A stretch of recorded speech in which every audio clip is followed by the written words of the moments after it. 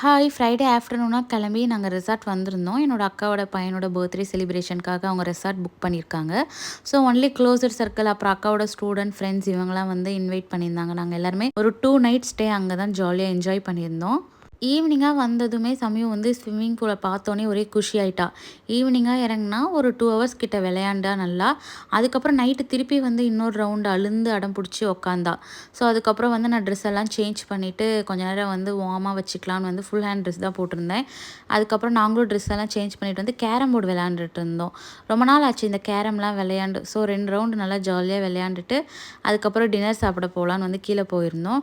டின்னருக்கு வந்து அங்கேயே சமைக்க சொல்லியிருந்தாங்க. சப்பாத்தியும் உருளைக்கிழங்கும். ஸோ அந்த டைமில் வந்து எல்லோரும் கிரிக்கெட் பார்த்துட்டு நல்லா கதை பேசிட்டு ஜாலியாக ஃபன் பண்ணிட்டு இருந்தாங்க. என் தங்கச்சி சாப்பிடவா டின்னர் ரெடி ஆயிடுச்சுன்னா, ஸோ வந்து சப்பாத்தி கூட உருளைக்கிழங்கு சப்ஜி அப்புறம் சிக்கன் தந்தூரி மட்டும் வெளியிலேருந்து வாங்கிட்டு வந்திருந்தாங்க. ஸோ அது எல்லாமே வச்சு டின்னர் சூப்பராக சாப்பிட்ருந்தோம். நைட்டு 12:00 தம்பிக்கு கேக் வெட்டலான்னு வந்து சொல்லியிருந்தாங்க. ஆக்சுவலி நாளைக்கு தான் பர்த்டே ஃபங்க்ஷன் ஈவினிங் தான். பட் இன்றைக்கி நைட் 12:00 கேக் வெட்டிடலான்னு வந்து நாங்கள் எல்லாருமே சேர்ந்து முழிச்சிட்டு இருந்தோம்.